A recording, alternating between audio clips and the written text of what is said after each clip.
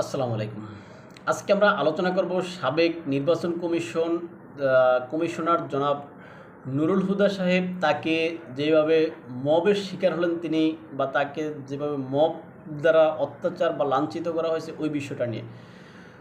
আপনারা জানেন আমাদের যে সাংবিধানিক যে সমস্ত পদগুলো আছে তার ভিতরে এই যে একটা পদ নির্বাচন কমিশনারের পদটা এই পদে সাবেক যিনি এই যে নির্বাচন কমিশনার হিসাবে আমরা পরিচিত বলি যে জনাব নুরুল হুদা সাহেব তিনি সেই পদে আসীন ছিলেন, যদিও তার সেই সময়কালের ভিতরে তার কিছু বিতর্ক আছে। এই বিতর্ক আসলে 100% সঠিক কাজ করলেও মানুষের বিতর্ক থাকে। এখন হুদা সাহেবের বিতর্ক হয়তো একটু বেশি। এখন এই বিতর্ক এটা কারণ এই বিতর্ক হওয়ার কারণ আমাদের রাষ্ট্র ব্যবস্থার কারণে। এখন ব্যক্তি নুরুল হুদার তো এটা দোষ না।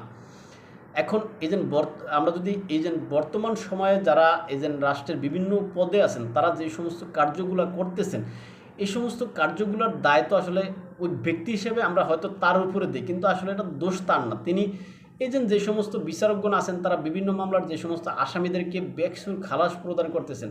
এই ক্ষেত্রে হয়তো আমি যদি এখানে বলি 21শে আগস্টের কথা, হয়তো আমাদের বিএনপিপন্থী বা বিএনপি সাপোর্ট করেন যে সমস্ত আমাদের বাইরা আছেন তাদের হয়তো গায়ে লাগবে, কিন্তু এটা আমি উদাহরণ হিসেবে বলতেছি। এই যে 21শে আগস্ট গ্রেনেড হামলার মামলার যে সমস্ত আসামিদেরকে নির্বিচারে খালাস দেওয়া হচ্ছে, বিভিন্ন অন্যান্য মামলা যেমন জামাতের যে সমস্ত নেতাদেরকে একদম এখানে খালাস দেওয়া হচ্ছে। এখন এই বিষয়টা কি এই শুধু ওই যে যারা বিচারক আছেন তাদের উপরে দায়বর্তায় না, এটা আমাদের রাষ্ট্র ব্যবস্থাটা এরকমভাবে সাজানো হয় তখন এই সমস্ত ব্যক্তিগণ এই কাজগুলো করতে বাধ্য হন। সেম শেখ হাসিনা সরকারের সময় হয়তো এমনভাবে সব কিছু সেট আপ করা ছিল, তাই নুরুল হুদা সাহেব তিনি পুরোটা নির্বাচন কমিশনার হওয়ার কারণে বা হওয়ার পরেও তিনি এগুলো আটকাতে পারেননি। এখন এই জন্য আমি কে বা আপনি কে বা আপনারা কে বা আমরা কে যেন তাকে হেনস্থা করবে? এরকম একজন ৮০ থেকে ৭৫ থেকে ৮০ বছর বয়স্ক মানুষকে যেভাবে গালে তাকে তিনি কিন্তু তার গালে যেভাবে জুতা দ্বারা আঘাত করা হয়েছিল এবং তার গলায় জুতার মালা পরানো হয়েছে, এটা আসলে খুবই নিন্দনীয় একটা ঘটনা। কেননা এদের সে যদি অন্যায় করে থাকে তার বিরুদ্ধে কোনো মামলা থাকলে সেটার ব্যবস্থা আমাদের দেশের আইন আদালত বা আমাদের দেশের প্রশাসনিক ব্যবস্থা যে সমস্ত সিস্টেমগুলো আছে তারা নেবে। কিন্তু আপনি আমি বা আমরা এই সমস্ত কাজগুলো করে দেশের সুনাম কেন নষ্ট করতে যাচ্ছি? সুতরাং এই যে মব সৃষ্টি হচ্ছে, যে মব তৈরি হচ্ছে, এই মবের আসলে শেষ কোথায়? সুতরাং এই সমস্ত কাজগুলো যারা করে বা এদের পিছনে যারা আছে, আমাদের রাষ্ট্র ব্যবস্থার উচিত এই সমস্ত ব্যক্তিদেরকে ধরা, এই সমস্ত কাজ যাতে আর কেউ করতে সাহস না পায়। কেননা আজকে জনাব নুরুল হুদা সাহেবের সাথে এরকম কাজ এরকম ঘটনা ঘটছে, পরশুদিন দেখা যাবে যে বর্তমানে যে সমস্ত যারা নির্বাচন কমিশনার হিসেবে আছেন তাদের সাথে এরকম করা হবে।